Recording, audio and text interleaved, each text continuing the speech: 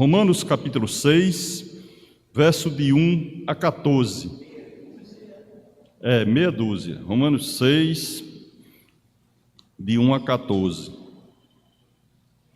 Eu vou ler esse texto e os irmãos acompanharão em suas Bíblias.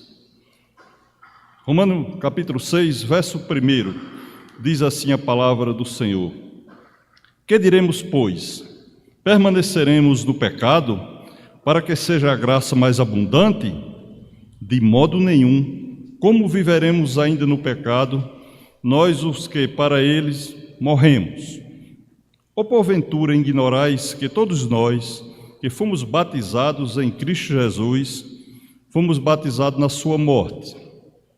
Fomos, pois, sepultados com ele na morte pelo batismo, para que, como Cristo foi ressuscitado dentre os mortos, pela glória do Pai, assim também andemos nós em novidade de vida. Porque se fomos unidos com ele na semelhança da sua morte, certamente seremos também na semelhança da sua ressurreição. Sabendo isto, que foi crucificado com ele o nosso velho homem, para que o corpo do pecado seja destruído, e não sirvamos ao pecado como escravos, porquanto quem morreu está justificado do pecado. Ora, se já morremos com Cristo, cremos que também com ele viveremos, sabedores de que, havendo Cristo ressuscitado dentre os mortos, já não morre, a morte já não tem domínio sobre ele. Pois quanto a ter morrido de uma vez para sempre, morreu para o pecado, mas quanto a viver, vive para Deus.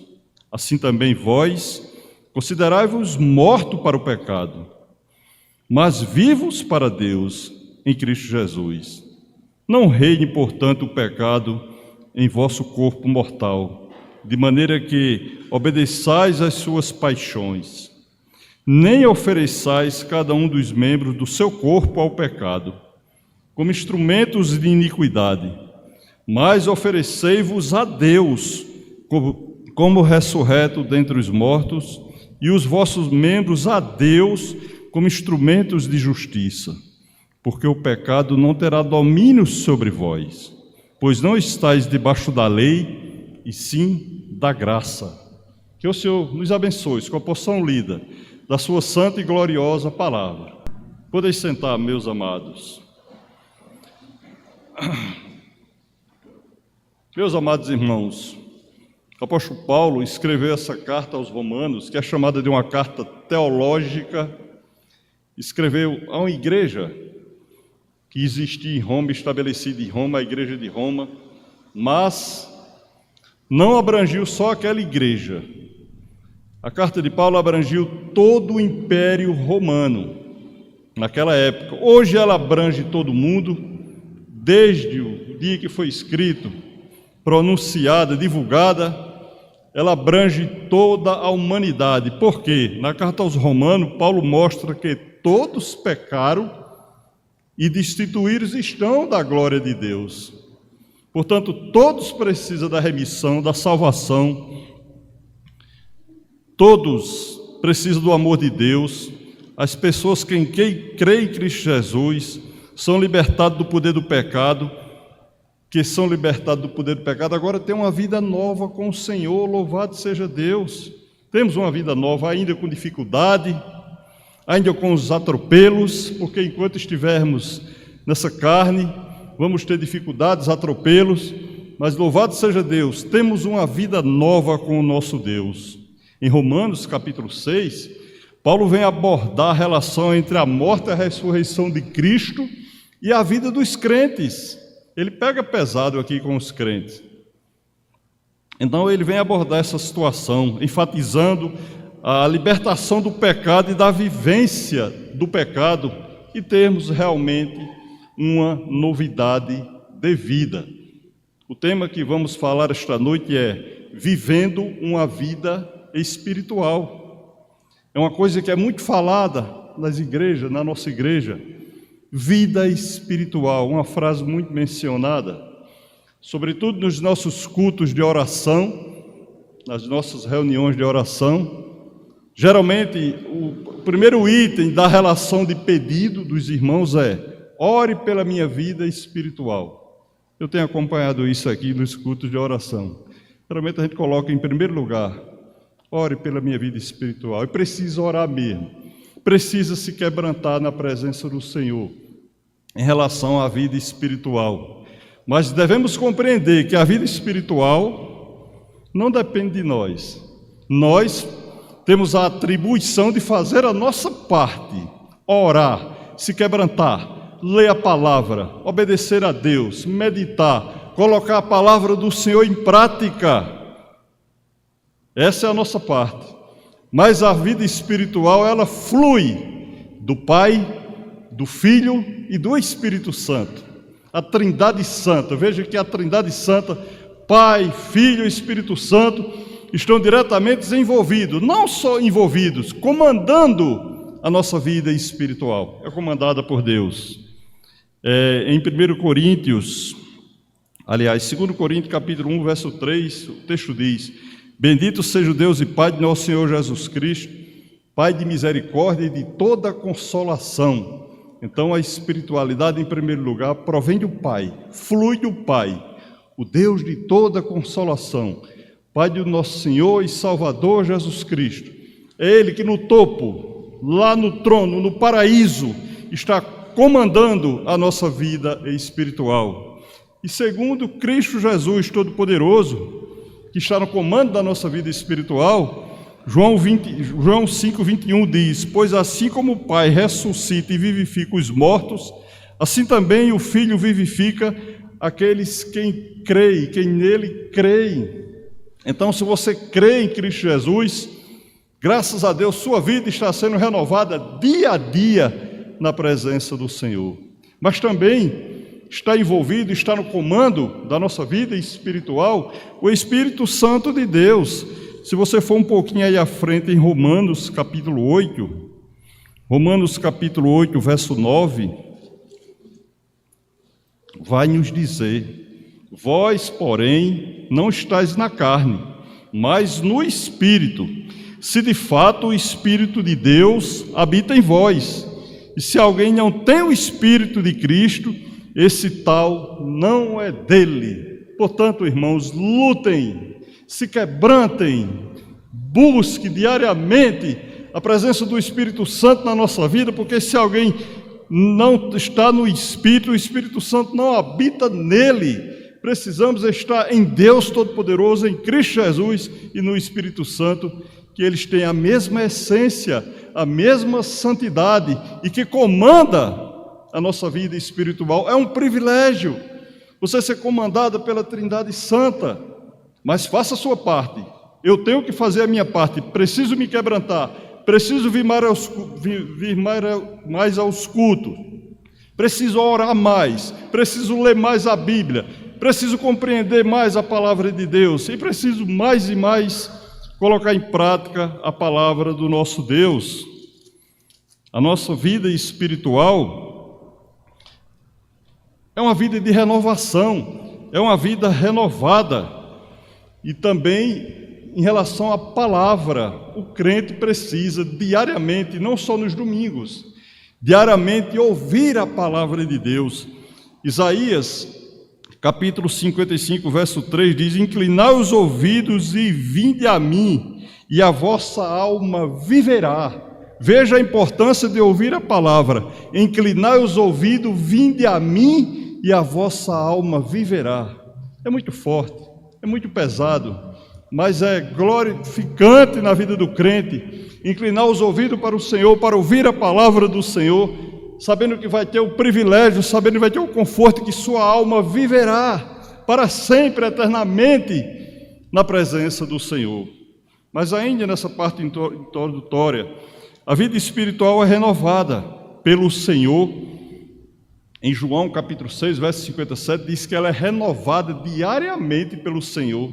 Veja que o Senhor trabalha diariamente renovando as nossas vidas. Por mais que somos frágeis, somos fracos, falhamos diariamente, porque eu tenho certeza que Nem todo dia a gente busca veementemente a presença do Senhor, nem toda hora, mas o Senhor renova diariamente em João 6,57.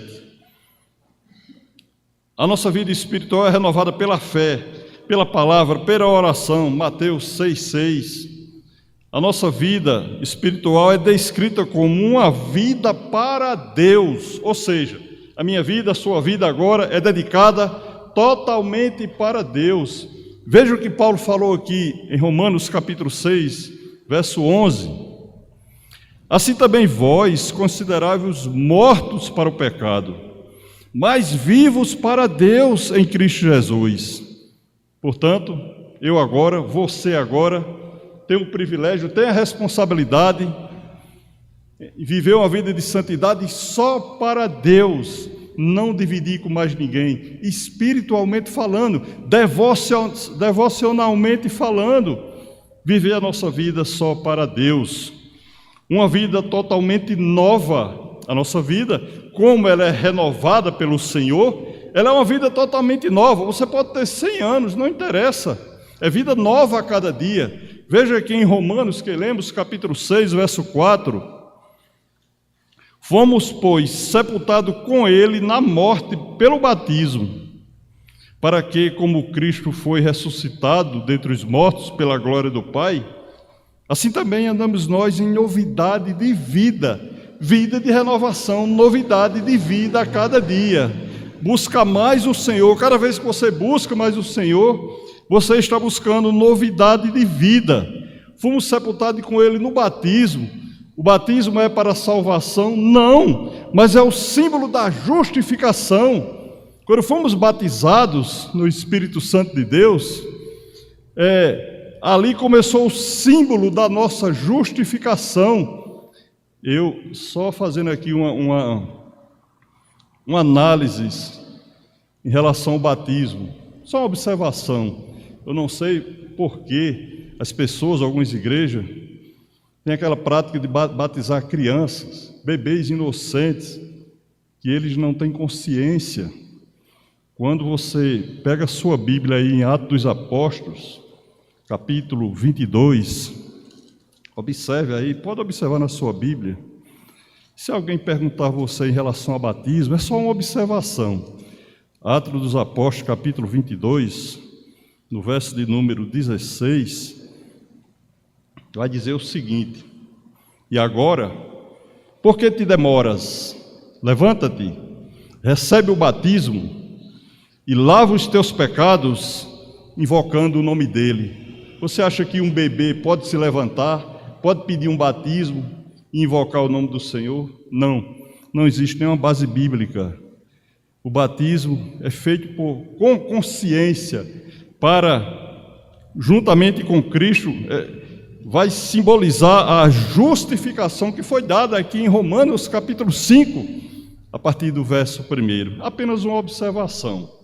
E ainda, meus irmãos, nessa parte introdutória, é uma vida totalmente nova, é uma vida no Espírito. Gálatas 5:25 vai dizer que a nossa vida está pautada totalmente no Espírito Santo de Deus. A vida espiritual deve ser nutrida, como falamos agora há pouco. Devemos buscar diligentemente o crescimento nesta vida. Lá em Efésios capítulo 4, verso 5, diz que devemos buscar frequentemente o conhecimento, a vivência, a permanência na vida espiritual, na presença do nosso Deus. Devemos orar por ela, pela vida espiritual, como eu falei no início dos cultos de oração. A vida temos que realmente pedir pela nossa vida espiritual, conforme está no Salmo 143, verso 11, que diz: vivifica-me, Senhor, por amor do teu nome, por amor da tua justiça, tira da tribulação a minha alma. Se nós formos observar esse mundo nos dias de hoje, é um mundo de tribulação, tribulações. E a nossa oração é pedir ao Senhor que tire do meio da tribulação a nossa alma a cada dia. Portanto, com essas palavras introdutórias, vamos garimpar alguns estudos aqui nesse texto que lemos em Romanos, capítulo de número 6. Primeiro ponto da nossa mensagem: chamado de vida vitoriosa. Vida vitoriosa. Primeiro ponto da nossa mensagem. O que é que você entende por uma vida vitoriosa? Bom, a gente vê algumas pessoas mencionando que uma vida vitoriosa é ter um carro do ano, um carro zero. É bom quando se pode comprar um carro, é bênção de Deus. Você trabalha honestamente e compra um carro novo, bênção de Deus. A vida vitoriosa é ter uma mansão, uma casa boa, bonita. Ótimo. Se Deus te der uma casa boa, uma mansão, excelente. A vida vitoriosa é ter uma conta bancária gorda, pomposa. Se você tiver uma conta bancária gorda, meu irmão, graças a Deus por isso, que você possa ajudar os irmãos. Mas o apóstolo Paulo diz lá em Romanos 8,37, porém em todas as coisas somos mais do que vencedores por meio daquele que nos amou, Cristo Jesus. Nós somos vitoriosos em Cristo Jesus. O que é que significa isso? Tudo onde eu coloco a minha mão, tudo dá certo? Não, somos mais vitoriosos porque já somos vencedores. Você fazendo uma comparação, um time de futebol, ele entra em campo para ganhar, perder ou empatar. Não é isso? Mas nós estamos em Cristo Jesus, nunca vamos empatar nem perder, só vamos ganhar, só vamos ter vitória na presença de Cristo Jesus, vitória espiritual, renovação, santificação, conversão na presença do nosso Deus. Então, este primeiro ponto, que devemos saber ainda que já morremos para o pecado. Quando você volta novamente a ler Romanos 6, a partir do verso 1, devemos saber que já morremos para o pecado. Veja que o verso 1 diz, que diremos, pois? Permaneceremos no pecado, para que seja a graça mais abundante? Irmãos, o Império Romano era um império suntuoso, muito grande.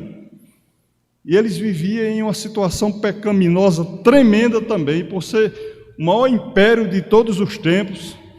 Paulo tinha certeza, a consciência que ali estava reinando grande pecado no Império Romano, na igreja de Roma.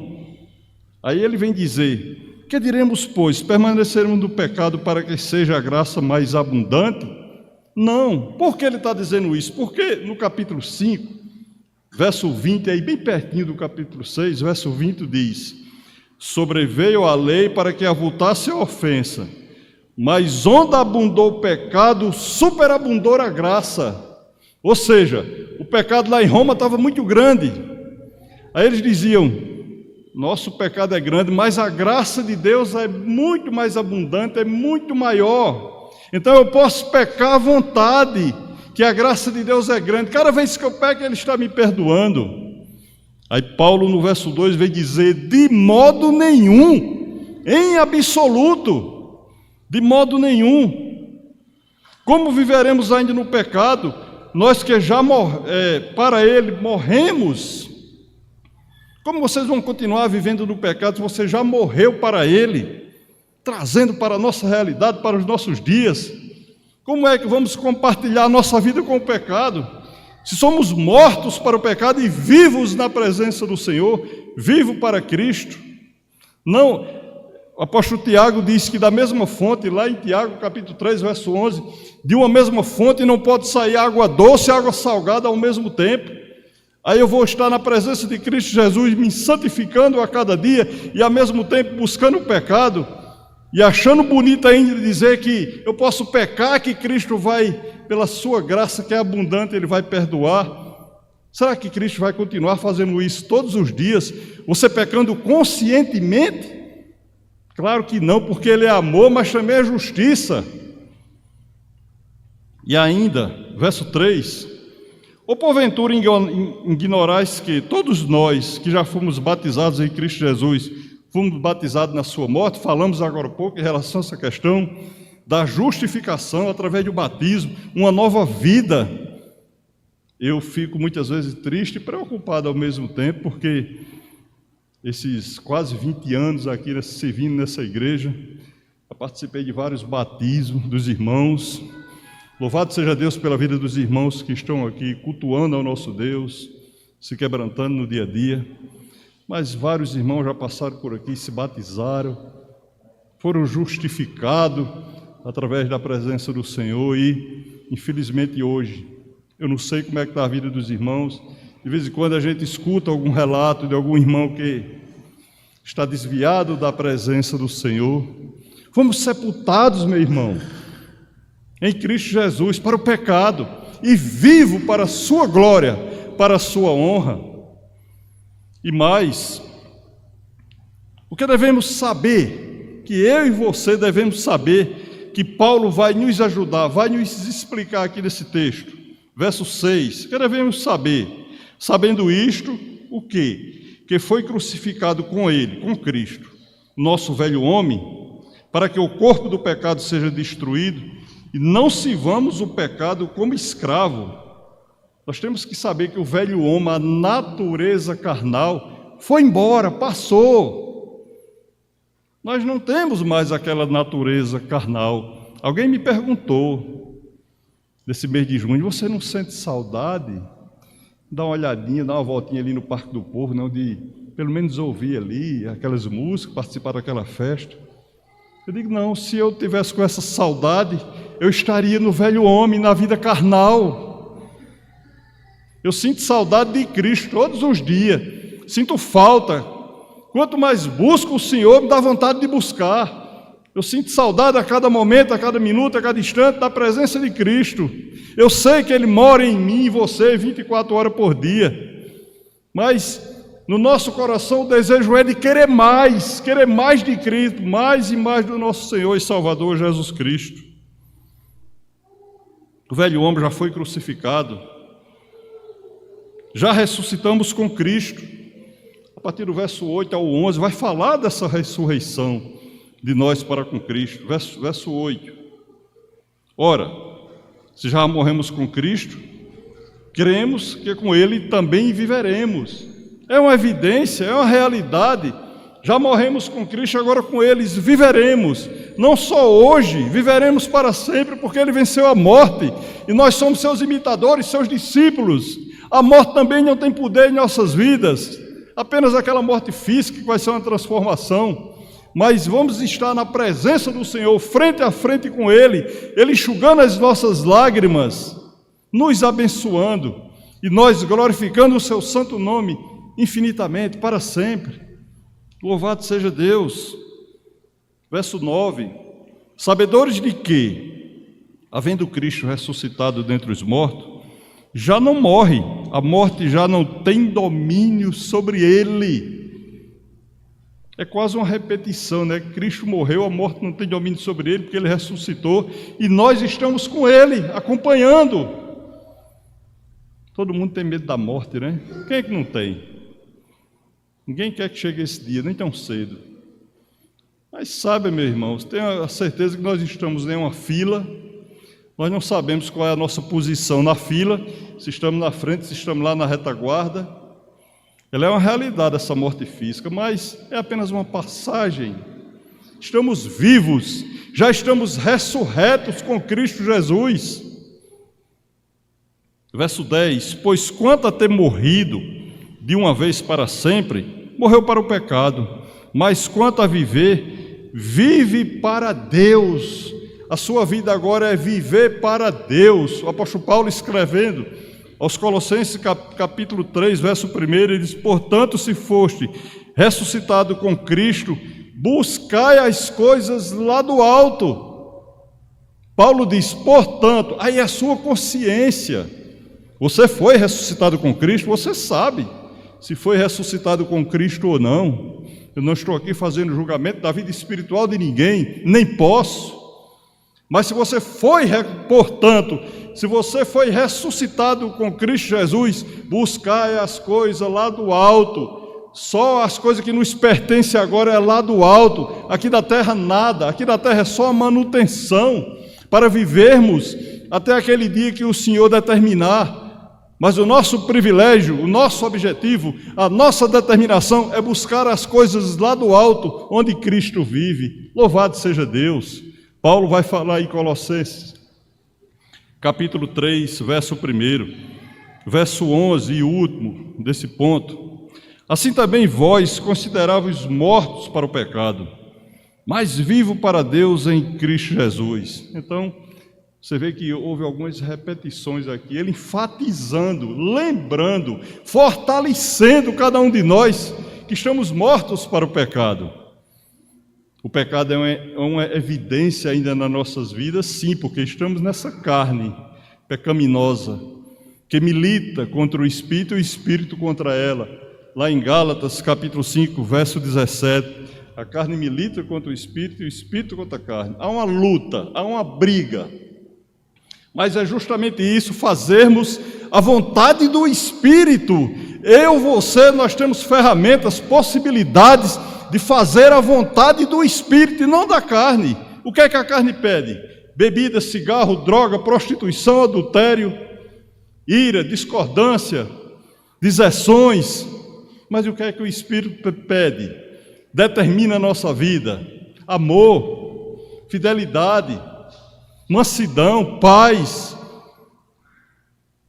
Então há uma briga, e nós sabemos que quem ganha é o Espírito, porque Ele é Deus, o Espírito Santo é Deus, e nós temos o privilégio de estar ao lado do Espírito, Ele quem mora em nós. 1 Coríntios 3,18, nós somos santuário de Deus, e o Espírito Santo habita em nós, e nós temos ferramentas, possibilidades de fazer a vontade do Espírito. E ainda, meus irmãos, nesse primeiro ponto, nós precisamos crer que já morremos com Cristo, crer diante da nova situação que vivemos. O que devemos fazer? O texto vai dizer: se ofereça ao Senhor, oferecei-vos. Veja o verso de número 13: nem ofereçais cada um os membros do seu corpo ao pecado, como instrumentos de iniquidade, mas oferecei-vos a Deus como ressurretos dentre os mortos, e os vossos membros a Deus como instrumento de justiça. O que é que você observa hoje? Que nós observamos a humanidade. Eu não vou falar só da nossa cidade, do nosso país. A humanidade se oferece hoje ao quê? O que é que está oferecendo os seus corpos? A quem? A várias entidades.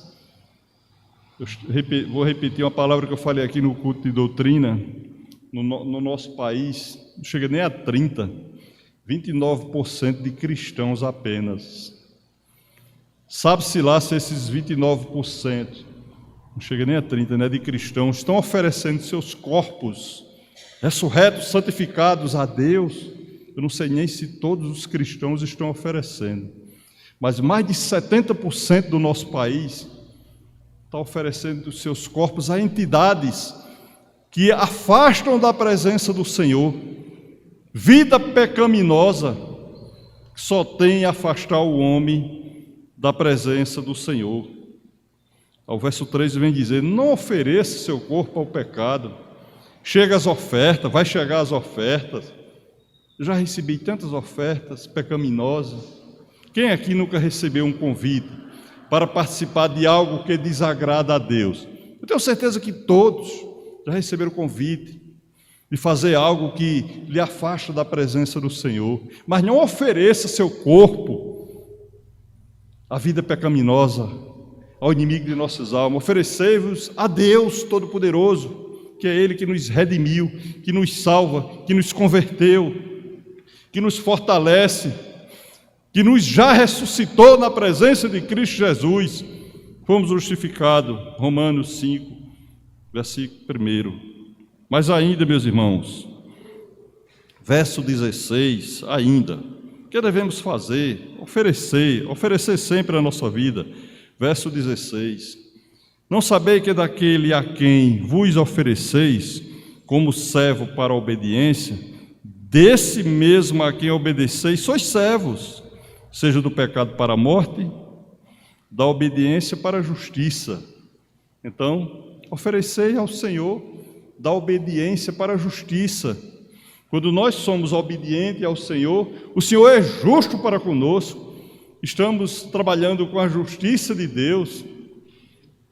aquele que oferece a sua vida a Ele continuamente, constantemente, não é só hoje não. Oferecer a sua vida ao Senhor diariamente, até o último dia. Apocalipse 3:21 diz que o vencedor darei sentar-se ao trono ao lado de Deus, ao lado de Cristo Jesus. O vencedor, aquele que perseverar até o fim, que ofereceu o seu corpo, sua vida ao Senhor até o fim, sentará no trono ao lado de Cristo Jesus Todo-Poderoso. Que privilégio! Que privilégio! Mas ainda, verso 19, eu só li até o 14, mas estamos trabalhando aqui em outros versículos. Verso 19, ofereceis seu corpo ao Senhor. Falo como homem, por causa da fraqueza da vossa carne. Assim como ofereceis os vossos membros para a escravidão da impureza e da maldade, para a maldade, assim oferecei agora os vossos membros para servir à justiça, para a santificação. Lá no passado, no velho homem, nós oferecemos o nosso corpo à maldade, para a maldade. O que colhemos lá do passado, oferecendo o corpo para a maldade, para a vida pecaminosa? Você colheu alguma coisa de bom?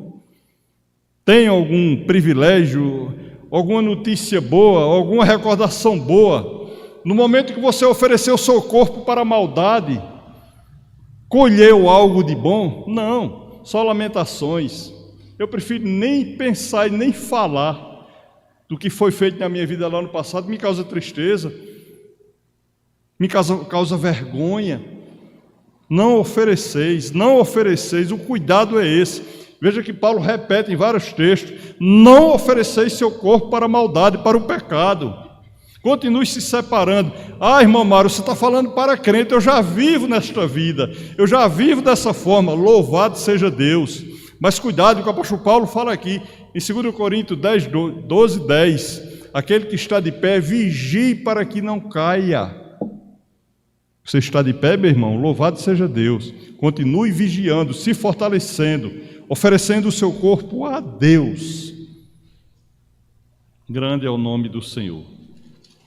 E ainda, estamos terminando esse primeiro ponto. A realidade atual das nossas vidas. Verso 17.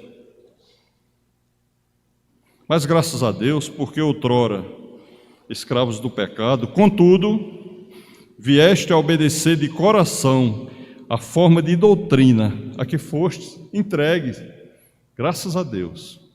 Outrora escravo do pecado, agora oferecer ao Senhor a obediência, forma de doutrina, a forma que fomos entregues à presença do Senhor. O que é que nós precisamos fazer? Melhorar na nossa vida para com Deus. Nós temos condições sim de estar melhorando. Começa de mim, meus irmãos, eu não estou jogando para ninguém, começa de mim. Eu preciso mais estar nos cultos. Você vê que há uma escassez nos nossos cultos. A gente observa isso não é só na nossa igreja, em todas as igrejas. Esfriamento, falta de fé, a fé fria. E Paulo vem nos orientar, nos fortalecer, aumentar a nossa fé, oferecer o nosso corpo ao Senhor, a nossa vida, a nossa alma, e ser mais vibrante na presença do Senhor, avivando a nossa obra, buscando avivamento na igreja. E ainda, temos que buscar uma decisão diária, que é, tanto no verso 13 como no verso 16 que lemos, é uma decisão diária, nos oferecer ao Senhor. Não só foi no dia da nossa conversão, não é só no domingo que a gente está aqui no culto. Oferecimento diário, 24 horas por dia. Tudo que iremos fazer para a glória de Deus. Ah, irmão, eu agora não vou mais trabalhar, não vou mais estudar. Não, você vai fazer tudo, mas tudo feito para a glória de Deus. O teu trabalho é para a glória de Deus. É para o sustento que Deus te deu o teu trabalho, louvado seja Deus. E lá no seu trabalho, você tem que ser reconhecido como crente na presença de Cristo Jesus. É muito triste quando um homem ou uma mulher que é crente, lá no trabalho, os companheiros de trabalho não conhecem como crente. não se comporta como crente, nem dá testemunho de crente. É muito triste. 24 horas, a cada momento, que seja no trabalho, que seja no seu estudo, onde você estiver, quando vi um homem, uma mulher, olha, ali vem um homem de Deus, ali vem uma mulher de Deus. É o nosso oferecimento para com o Senhor, e Ele nos retribui dessa forma, sermos reconhecidos como homens e mulheres de Deus. Graças a Deus. Segundo ponto, eu vou tratar só 2 pontos, porque senão seria muito tempo. Segundo ponto, 2 grandes contrastes acontecem com a nossa vida. O segundo ponto é esse, 2 grandes contrastes. Primeiro contraste, quem rejeita conscientemente Jesus Cristo está julgado e perder-se-á. Veja bem, quem rejeita conscientemente Jesus Cristo está julgado e perder-se-á. João 3,18 diz: quem nele crê não é julgado, mas o que nele não crê já está julgado. Já está julgado, não vai ser julgado, ele já está julgado. Aquele que não crê no Senhor, ele está perdido, perder-se-á. Se ele não se voltar para o Senhor, está perdido. Mas o negócio vai piorando, vai engrossando. Está morto em seus delitos e pecados. Efésios capítulo 1, verso 2 vai dizer que aquele que rejeita o Senhor conscientemente está morto nos seus delitos e pecados. Misericórdia. É para termos misericórdia e orar pela vida das pessoas, começando dentro de casa. Quantos entes queridos nós temos na nossa família que não conhecem a Deus, que estão mortos nos seus delitos e pecados, que ainda estão rejeitados.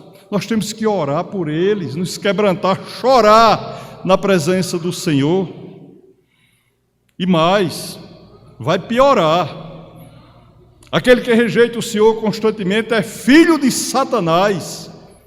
Irmão Mário, não diga uma coisa dessa, não. Eu estou só transmitindo. Abra sua Bíblia em João, capítulo 8. Estou só transmitindo. João 8, verso 44.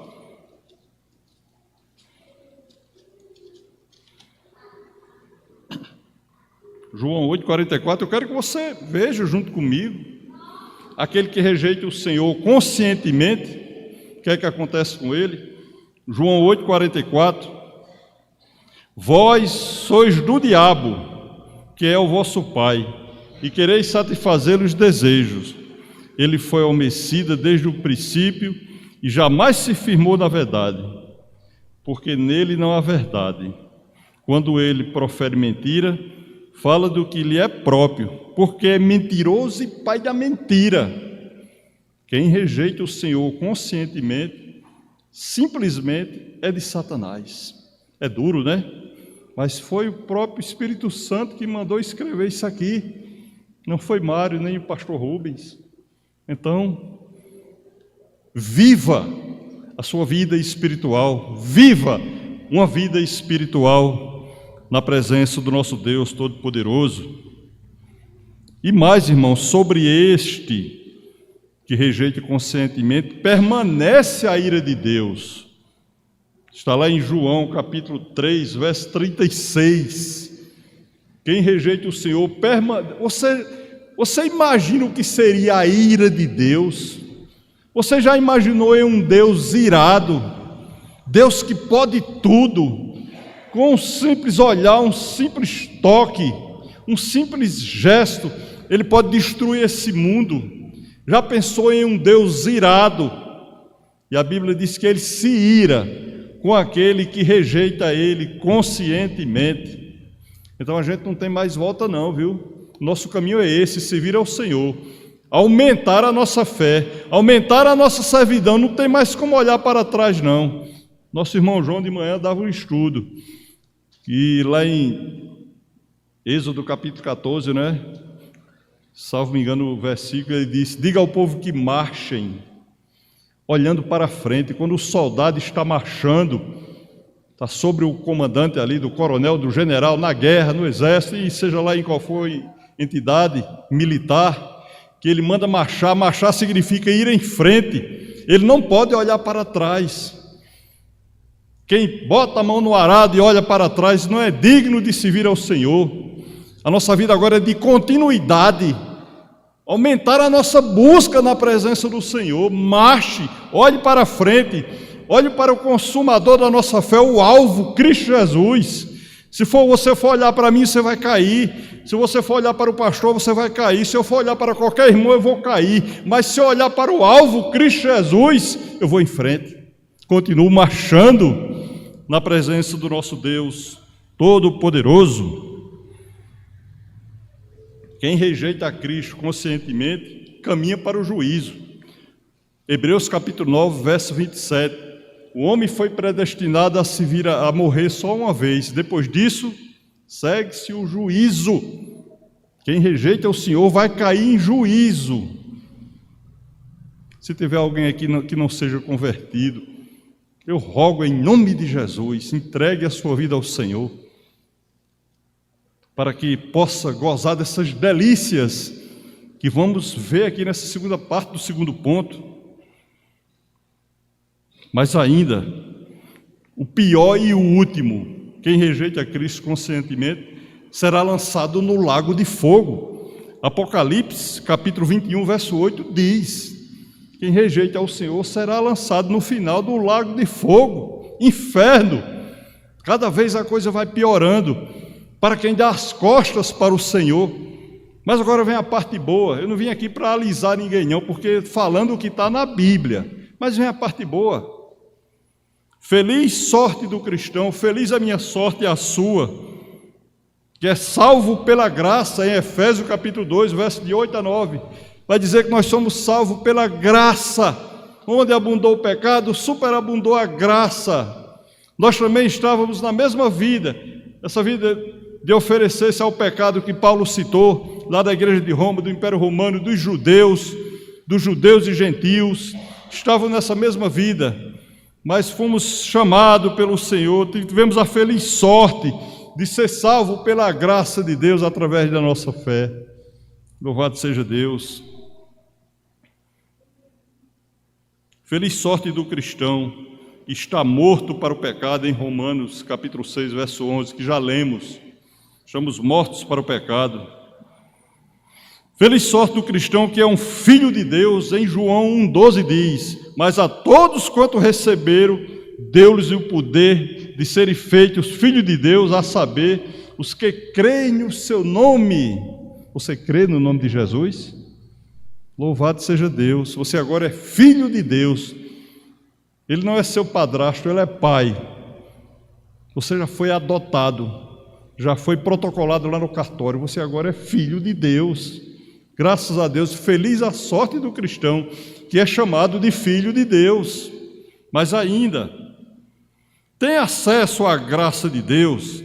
Veja aí pertinho, Romanos capítulo 5, vizinho, Romanos 5, 2. Nós temos acesso à graça de Deus. Romanos capítulo 5, verso 2, vizinho. Por intermédio de quem obtivemos igualmente acesso pela fé a esta graça, na qual estamos firmes, e gloriamo-nos na esperança da glória de Deus. Nós temos acesso à graça de Deus, através da nossa fé e do trabalhar de Deus Pai, Deus Filho, Deus Espírito Santo. Quem somos nós? Você fizer uma retrospectiva na sua vida, eu na minha, o que fomos, o que passamos, será que nós merecíamos ter acesso à graça de Deus? É uma coisa grande que nós não podemos imaginar, sondar a grandiosidade da graça de Deus. Mas agora nós temos acesso. Louvado seja Deus, por isso que estamos aqui. E que Deus aumente a sua fé, Deus aumente a sua servidão. Mas ainda, meus irmãos, o segundo ponto ainda, está perto de Deus, espera a glória do Senhor vindouro, lá em Filipenses 3, 20 e 21, Nós estamos esperando tão somente a glória vindoura, a segunda vinda de Jesus Cristo para buscar a sua noiva, a sua igreja, que somos nós. Nós não sabemos o dia que ele vai vir. Então, o que é que nos resta fazer? Nos prepararmos, preparação diária. Por isso que Paulo diz: oferecei-vos diariamente, preparação diária. Mas já faz 2000 anos que a gente ouve falar, né, que Cristo vai voltar e ainda não voltou. A Bíblia diz que 1000 anos para Deus é um dia. Se faz 2000 anos, faz só 2 dias que Ele está para voltar.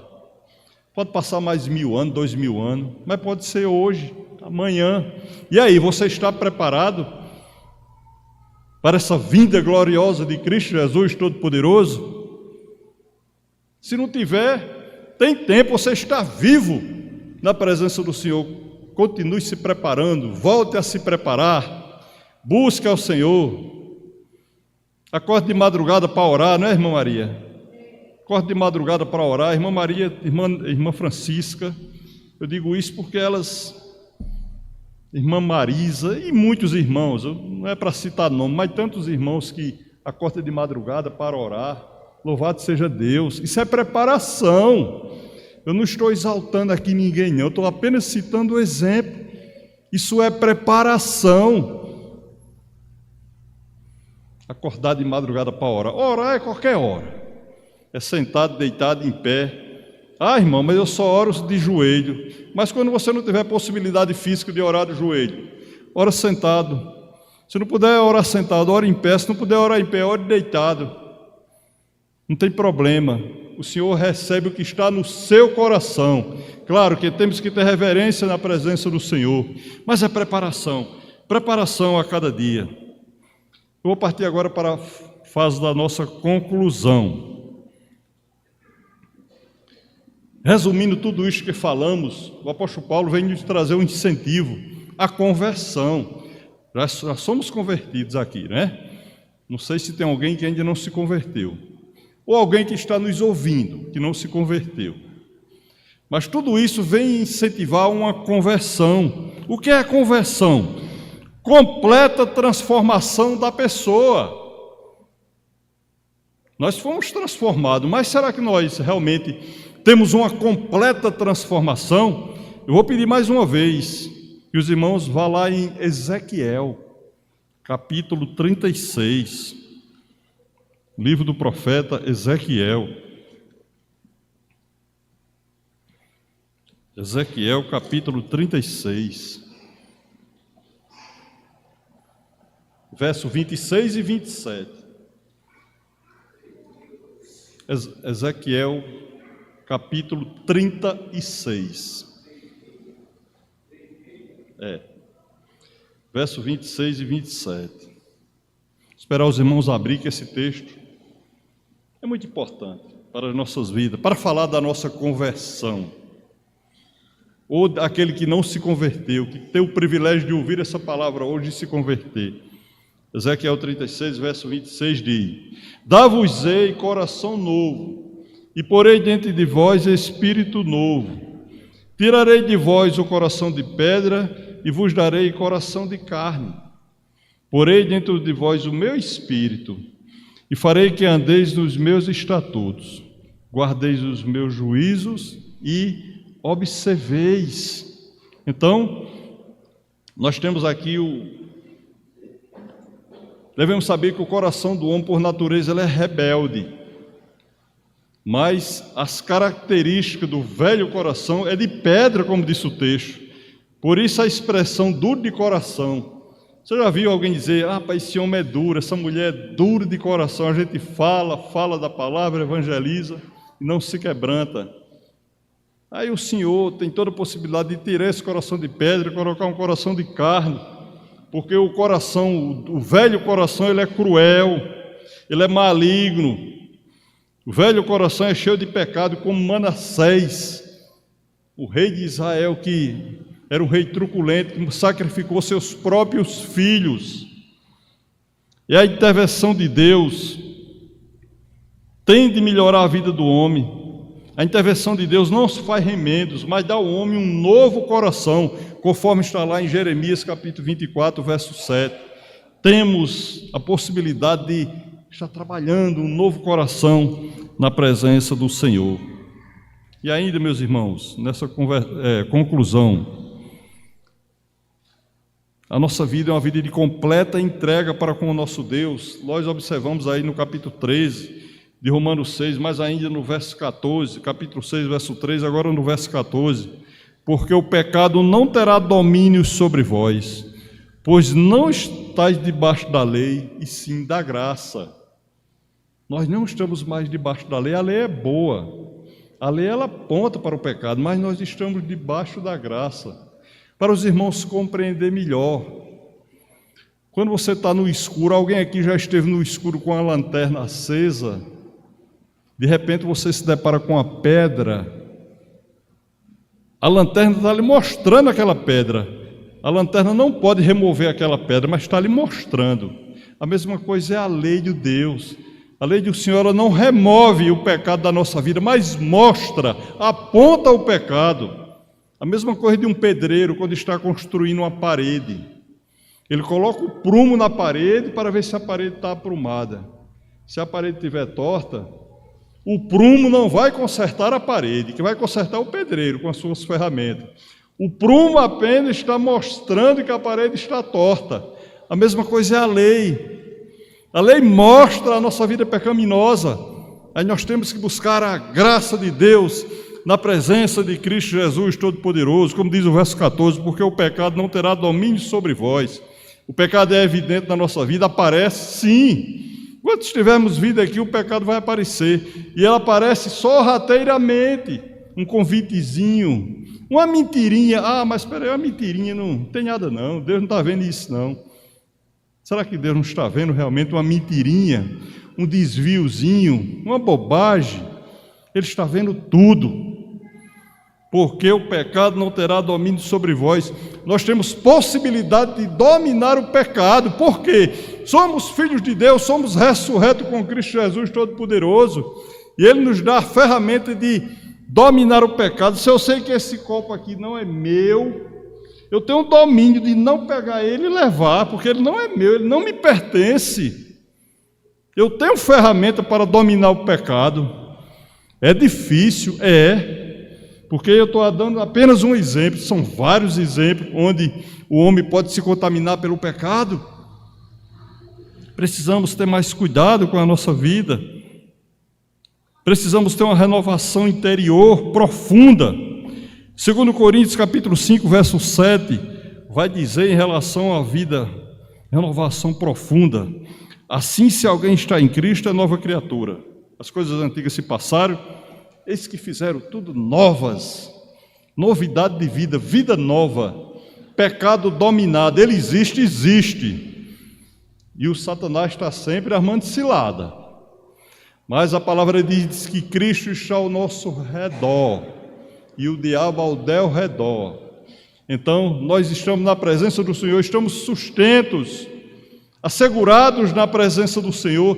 Temos possibilidade de dominar o pecado, sim. E ainda, irmão, a rejeição da velha natureza, nós também temos toda a possibilidade de rejeitar a velha natureza. Isaías capítulo 55, verso 7 diz: deixe o perverso o seu caminho e o iníquo os seus pensamentos, converta-se ao Senhor. É um mandamento de Deus, deixar o perverso o seu caminho. Eu já recebi tanta oferta de perversidade, irmão. Nós temos Cristo Jesus para nos sustentar e deixar que o perverso vá embora no seu caminho, converta-se ao Senhor. A conversão não é só naquele dia que Cristo te chamou e você se converteu, não. A conversão ela é diária. Isso aqui, nada mais, nada menos, é uma manutenção para a nossa vida, diariamente, na presença do Senhor. Rejeição da velha natureza. Por último, transformação. 1 Pedro 1,23 diz que a nossa vida é uma vida de transformação e precisamos nos transformar a cada vida. Tornar-se como criança, lá em Mateus capítulo 18, verso 3. Eu e você temos que ser criança na presença do Senhor. O que seria uma criança na presença de Jesus? Sem maldade, sem más intenções,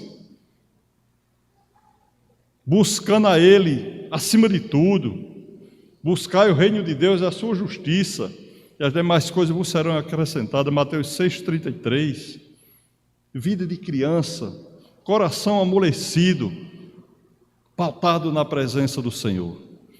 Deus nos abençoe, Deus nos fortaleça, que essa meditação tenha servido para os irmãos.